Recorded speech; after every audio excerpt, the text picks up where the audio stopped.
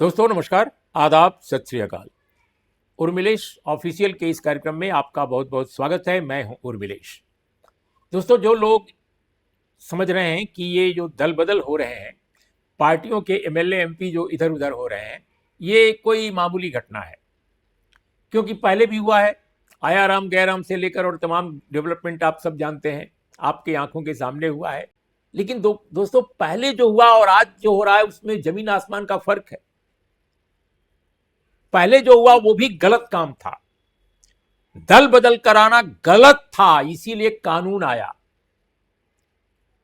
कानून लाया गया ताकि दल बदल पर रोक लगे। दुनिया के दूसरे बहुत सारे जो मैच्योर लोकतांत्रिक देश हैं, डेमोक्रेटिक कंट्री, हैं, वहां इस तरह के कानून की जरूरत ही नहीं पड़ती। लेकिन हमारे यहां कानून लाना पड़ा ताकि ये दल बदल रुके, नहीं तो सब कुछ खत्म हो जाएगा। लेकिन दोस्तों, कानून बन जाने के बाद भी ये जारी है। और आज के दौर में जब मैं आपसे बात कर रहा हूं, पिछले करीब करीब एक महीने में, खासकर बंगाल के इलेक्शन के बाद जिस तरह का दल बदल कराया जा रहा है, वो पहले के सारे दल बदलों से अलग है। जितने दल बदल आपने पहले देखे हैं उनसे बिल्कुल अलग है। क्यों अलग है, हम आज इसी को इस कार्यक्रम में बताने जा रहे हैं। दोस्तों, अपने देश में दल बदल को रोकने के लिए जब कानून आया तो ये लगा, राजीव गांधी जी के रिजीम के दौरान शुरुआत जब हुई तो ये लगा लोगों को कि इससे सब कुछ ठीक हो जाएगा। फिर एनडीए ने उसमें संशोधन किया। एनडीए 1 की बात मैं कर रहा हूं। अटल बिहारी वाजपेयी की सरकार के समय भी संशोधन हुआ। तो जो संशोधित रूप आया उससे लगा कि अब और रुक जाएगा। लेकिन सच यह है दोस्तों कि रुका नहीं, बढ़ा। क्यों बढ़ा? अब आप तो देख रहे हैं कि तृणमूल कांग्रेस जीती चुनाव, अरे हारी चुनाव, सॉरी, अब तो जानते हैं आपने देखा कि तृणमूल कांग्रेस ने चुनाव हारा, बीजेपी वहां जीत गई। तृणमूल जो है बैठती बंगाल के विधानसभा में विपक्ष के तौर पे, सब चलता रहता। बीजेपी को कोई तकलीफ नहीं थी, वहां सरकार उसकी बन चुकी थी। लेकिन तृणमूल कांग्रेस टूट गई और तृणमूल कांग्रेस के बहुत सारे विधायक अलग हो गए और उन्होंने अलग होकर अपना एक नेता चुन लिया और उस नेता को बाकायदे स्पीकर साहब बंगाल विधानसभा के, उन्होंने नेता विपक्ष घोषित कर दिया। मामला कोर्ट में है और अभी सुना है कि कोर्ट ने भी उस पर कोई पाबंदी नहीं लगाई है, कोई स्टे नहीं दिया है, अब सुनवाई चलती रहेगी। इसके बाद 20 सांसद टीएमसी के, आप जानते हैं, वो टूट गए। उनको एक nationalist citizen party of India नाम की अनजान सी पार्टी में कहा गया कि ये शामिल होंगे। ये फॉर्मेलिटी पूरी हुई है कि नहीं हुई है कोई नहीं जानता, ठीक वैसे ही जैसे कोई नहीं जानता कि nationalist citizen party of India क्या चीज है, कोई नहीं जानता। किसी ने उनके नेताओं को देखा नहीं, समझा नहीं, सुना नहीं। अब उनकी तस्वीरें सोशल मीडिया पर दिख रही हैं। तो ये एक नया ट्रेंड है कि पार्टी तोड़ो और पार्टी को किसी और जानी अनजानी पार्टी में मिलाओ और फिर अपने गठबंधन में शामिल करो। जो मेंबर ऑफ पार्लियामेंट हैं तृणमूल कांग्रेस की, काकोली घोष, वो कह चुकी हैं कि वो एनडीए में जा रहे हैं। वो लोग एनडीए के साथ रहेंगे, जिस पार्टी में भी जाएं एनडीए के साथ रहेंगे, प्रधानमंत्री मोदी के नेतृत्व में काम करेंगे। ये बयान है उन लोगों का। तो इसमें कोई शक शुबा नहीं है कि चाबी कहां से चल रही है, चाबी कौन ऐंठ रहा है। दोस्तों, इसी तरह से अब उद्धव ठाकरे की पार्टी टूट रही है। 9 उनके सांसद हैं, 9 में से 6 सांसद उद्धव ठाकरे को एक तरह से उनसे अलग हो चुके हैं। उनकी बुलाई मीटिंग में पहुंचे नहीं और अब कहा जा रहा है कि वो दिल्ली पहुंच गए हैं। और एकनाथ शिंदे की पार्टी के कुछ नेताओं के साथ घूम रहे हैं। हो सकता है कि जब मैं बोल रहा हूं उस वक्त कुछ और गतिविधि आगे बढ़ गई हो उनकी, और मुझे कोई शक नहीं है, कोई इस पर अगर ये होता है तो, कि वो एकनाथ शिंदे की पार्टी में शामिल हो जाएं और इस तरह से फिर वो एनडीए में जाकर के और प्रधानमंत्री मोदी के नेतृत्व के साथ काम करें उनकी अगुवाई में। तो ये जो ऑपरेशन है, अब इसको, इस ऑपरेशन के भी नाम रखे जा रहे हैं, कोई ऑपरेशन कुछ होता है, इसको पहले ऑपरेशन लोटस होता था, आजकल ऑपरेशन टाइगर चल रहा है। तो इसमें 3 ही एमपी केवल उद्धव ठाकरे के साथ बच रहे हैं, जो 6 नहीं बच रहे हैं उनका नाम उनका नाम लेने में काफी वक्त लगेगा, और संजय राउत पता नहीं उनको क्या क्या कह रहे हैं। तो मैं 3 जो अभी बचे हुए हैं उनका नाम मैं ले लूं। एक तो जो उनके नेता लोकसभा में हैं, अरविंद सावंत, वो उद्धव ठाकरे के साथ हैं। दूसरे अनिल देसाई हैं, और तीसरे राजा भाऊ वाजे हैं जो नासिक से एमपी हैं। अब ये 3 ही बचे, 6 जो हैं गायब। अब इसके बाद समाजवादी पार्टी का नंबर बताया जा रहा है कि उसके भी लोग तोड़े जाएंगे। मैं नहीं जानता कि क्या होगा क्या नहीं होगा। अखिलेश यादव कह रहे हैं कि नहीं, ऐसा नहीं होगा। और योगी सरकार में जो कैबिनेट मंत्री हैं, ओम प्रकाश राजभर से लेकर के और संजय निषाद, वो कह रहे हैं बस होने ही जा रहा है। हो भी सकता है। सवाल यह है कि ये घटनाक्रम जो हुए हैं, क्या ये मामूली दल बदल है? मुझे नहीं लगता। और मैंने बहुत सारे एक्सपर्ट्स से भी बातचीत की, और उनका भी कहना है कि ये मामूली नहीं है। ऐसे क्या होगा कि अगर मान लीजिए 2029 का ही चुनाव हुआ, और कल्पना कीजिए कि उसमें बीजेपी को प्रचंड बहुमत नहीं मिला, तो दूसरी पार्टियां जो विपक्ष की होंगी, जो जीत कर आएंगी, भले ही वो सरकार में ना होंगी, कल्पना कीजिए, या अगर सरकार में होंगी भी तो उनके एमपी को हो सकता है तोड़ लिया जाए, और उनको तोड़ करके मिला लिया जाए। बहुत सारे तरीके हैं तोड़ने के और मिलाने के। तो चुनाव और जनतंत्र दोनों बेमतलब हो जाएगा। अब इसी वक्त ही भारतीय जनता पार्टी के साथ अपने बल पर सरकार चलाने का बहुमत नहीं है, अपने बल पर। उसके पास 240 सीटें हैं, लेकिन चंद्रबाबू नायडू, नीतीश कुमार और अन्य लोगों के बल पर वो एनडीए की एक सरकार चल रही है। लेकिन आज की तारीख में सरकार बहुत ताकतवर हो गई है। सच्चाई है कि मोदी की सरकार, अमित शाह जी की सरकार पहले से भी ताकतवर हो गई है, लेकिन जनता में समर्थन कमजोर हो रहा है। जनता महंगाई से परेशान है, जनता बेरोजगारी से परेशान है, इसमें तो कोई दो राय नहीं है। बहुत सारे अजीब अजीब तरह के कांड हो रहे हैं। अब जिस मंदिर को बनाया गया कि ये एक बहुत धार्मिक स्थल होगा, वहां क्या क्या चल रहा है, जो चंदा आ रहा है उसी की लूट मची हुई है। तो धर्म स्थल पर भी लूट, कमाल की बात है। तो इन चीजों से बहुत खराब स्थिति बन रही है। लेकिन सरकार ताकतवर हो रही है क्योंकि उसकी संख्या बढ़ रही है, नए नए लोग ज्वाइन कर रहे हैं दूसरी पार्टियों को तोड़कर। तो ये सारी पार्टियां चुनाव जो लड़ती हैं, वो लड़कर ही क्या करेंगी विपक्ष की पार्टियां, कि वो मिलकर भी सरकार बनाने की कोशिश करें तो उनको फिर से तोड़ लिया जाए। तो फिर बेमतलब है चुनाव। अगर सिर्फ एक ही फ्रंट या एक ही पार्टी की सरकार चलानी है, भले उसको बहुमत मिले न मिले, और जहां पर दल बदल को रोकने का कानून जिस देश में बना हुआ है, अगर वहां ऐसा हो रहा है दोस्तों, तो आप कल्पना कर सकते हैं कि अगर कानून न होता तो क्या होता। तो आज मैं यही बताने जा रहा हूं अपने इस वीडियो में कि कैसे वाकई दल बदल नहीं रुका है, क्यों नहीं रुका है कानून बनने के बावजूद, और दल बदल कैसे रुक सकता है। क्योंकि अगर दल बदल को नहीं रोका गया कानूनी तौर पे, तो यकीन कीजिए हमारे यहां लोकतंत्र हमेशा के लिए खत्म हो जाएगा और चुनाव बेमतलब हो जाएंगे। कोई मतलब नहीं रहेगा चुनाव कराने का। तो देश आजाद होने के बाद जिस रास्ते पर चल पड़ा था, वो रास्ता ही खत्म हो जाएगा।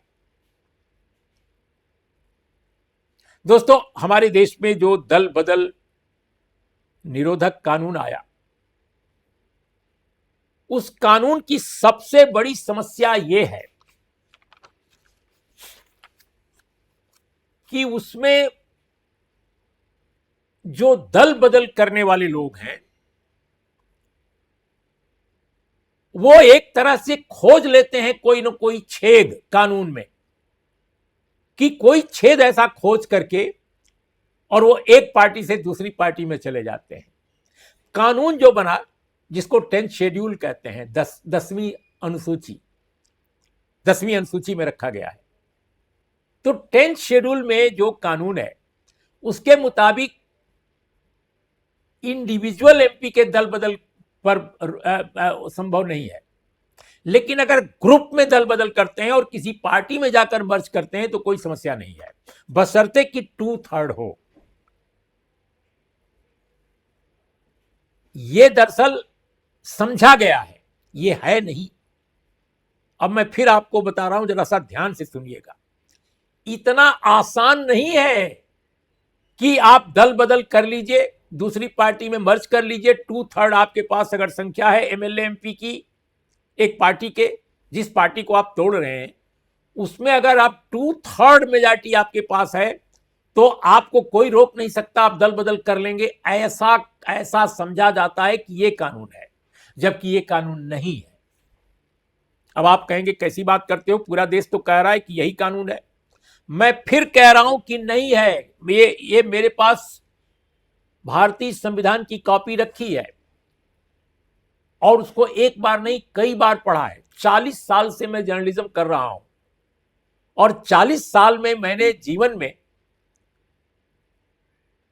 दल बदल के ऐसे रोमांचक, ऐसे हास्यास्पद, ऐसे वाहियात उदाहरण मैंने देखे ही नहीं कि सिर्फ कुछ कानूनों को पारित कराने के लिए संसद से लगातार पार्टियों को तोड़ा जा रहा है, जिसे कोई लिहाज नहीं, संविधान का लिहाज नहीं, कानून का लिहाज नहीं। और यह काम वे लोग कर रहे हैं जो कानून के बादशाह हैं, जो कानून बनाते हैं, जो कानून लागू करते हैं। अब देखिए 10th शेड्यूल में कहा क्या गया है। दोस्तों, 10th शेड्यूल में साफ बात है कि अगर पार्टी में विभाजन हुआ है, पार्टी का एक खेमा जो मेजॉरिटी जिसके पास है वो किसी और पार्टी में मर्ज करना चाहती है पार्टी, तो यह देखा जाता है कि इनके विधायक दल को या इनके संसदीय दल को 2/3 बहुमत है कि नहीं है। कानून का असल जो मर्म है वो ये है। जैसे कल्पना कीजिए एक पार्टी का नाम है कौ, तो कौ पार्टी ने तय किया कि मैं खौ पार्टी में मिलूंगी, तो देखा यह जाएगा कि कौ पार्टी के जो विधायक दल है, मान लीजिए उसमें 10 विधायक हैं, तो यह देखा जाएगा कि इनमें 10 में क्या 8 विधायक पार्टी कौ के साथ जा रहे हैं कि नहीं जा रहे हैं। अगर 7 या 8 जा रहे हैं तो कौ पार्टी का खौ पार्टी में जो मिलन है, विलय है, उसको वैलिड माना जाएगा, वो कानूनी माना जाएगा। लेकिन अपने यहां क्या हो रहा है, पार्टी विभाजित नहीं हो रही है, विधायक दल विभाजित हो रहे हैं, संसदीय दल विभाजित हो रहे हैं।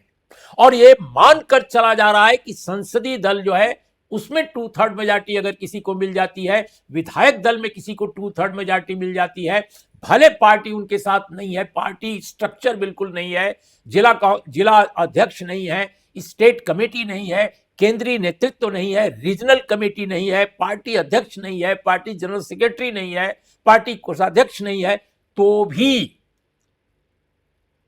इन सबको मान लिया जाएगा कि हां इनका विभाजन और इनका दल बदल जायज है, 10th शेड्यूल के तहत है। बिल्कुल गलत।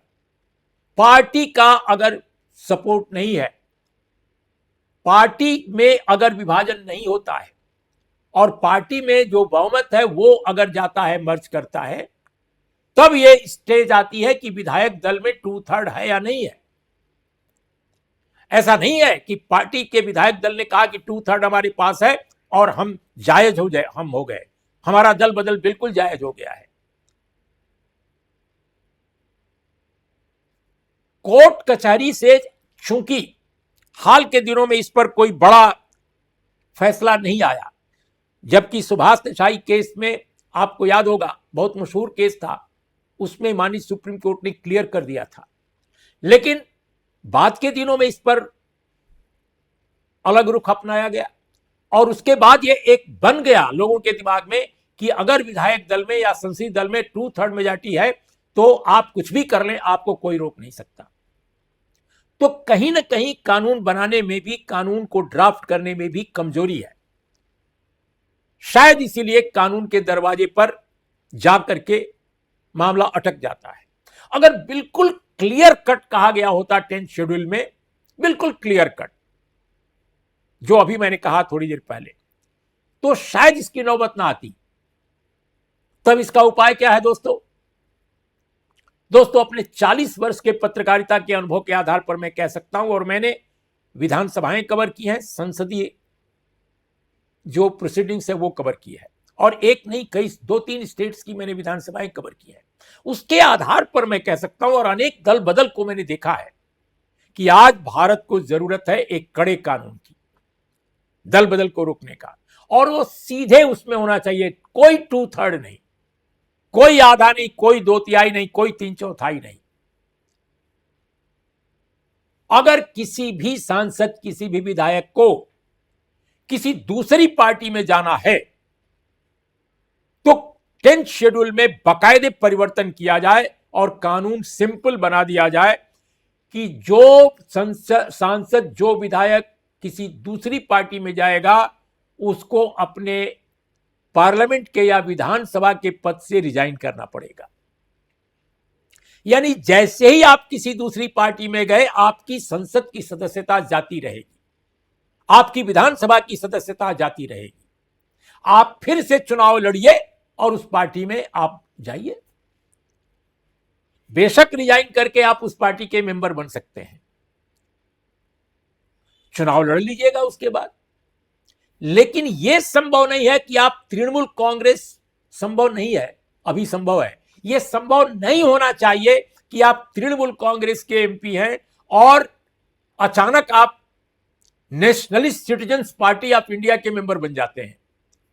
आप उद्धव ठाकरे की शिवसेना के मेंबर हैं और कल अचानक आप एकनाथ शिंदे की शिवसेना के मेंबर बन जाते हैं। यह बिल्कुल नहीं होना चाहिए।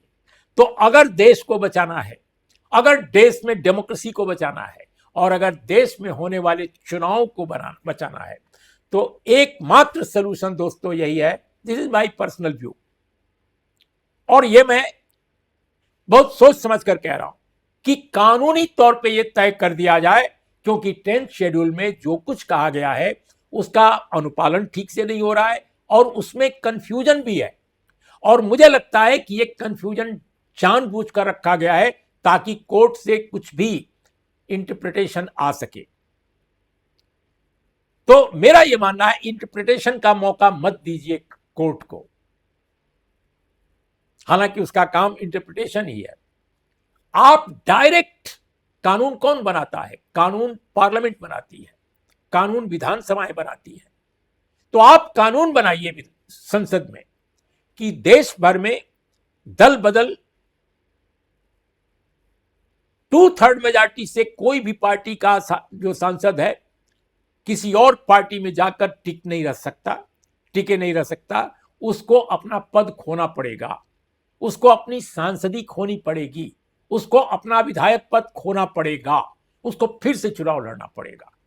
सिर्फ ये अगर शामिल करा दिया जाए तो मैं समझता हूं कि दल बदल का ये अंधड़ रुक जाएगा।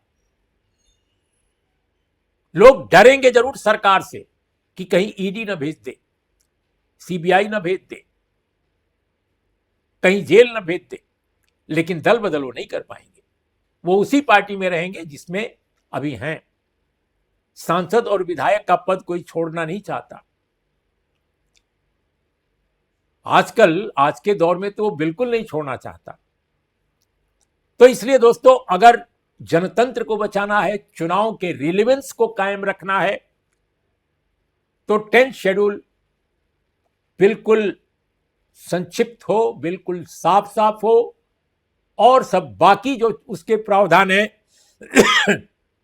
संविधान संशोधन करके उनको खत्म कर दिया जाए और क्लियर कट लिया जाए एक प्रावधान कि जो लोग रिजाइन करेंगे उनको अपनी सांसदी, अपनी विधायकी छोड़ना पड़ेगा। अदरवाइज दोस्तों जनतंत्र और चुनाव का कोई मतलब नहीं रह जाएगा। सब लोग जानते हैं कि सरकार अगले संसदीय सत्र में लोकसभा के अंदर अपना 2/3 बहुमत चाहती है ताकि संविधान संशोधन के 1 या 2 विवादास्पद कानूनों को पास करा सकें। और उसमें डिलिमिटेशन बिल तो एक ही है, हो सकता है एक वोट एक देश एक वोट एक देश एक वोट, यानी एक देश एक election, one nation one election जिसको अंग्रेजी में कहते हैं, हो सकता है इसको भी लाया जाए, इसको भी पारित कराया जाए। और महिला आरक्षण तो ही है, और वो भी बिना रिजर्वेशन के, यानी कोई उसके अंदर कोटा नहीं रहेगा।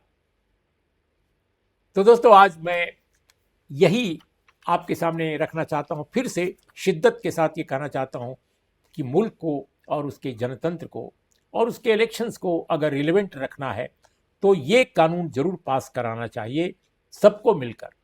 मैं तो बीजेपी को भी कह रहा हूं, कांग्रेस को भी कह रहा हूं, सारे विपक्षी दलों को, सब मिलकर ये बिल पास करा दें कि किसी भी स्तर पर कोई भी संसदीय दल 2/3 हो या 3/4 हो, किसी भी बहुमत से वो दल बदल नहीं कर सकता। उसको हर सांसद को रिजाइन करना पड़ेगा अगर वो किसी और पार्टी में जाना चाहता है तो आज बस इतना ही। नमस्कार, आदाब, सत श्री अकाल।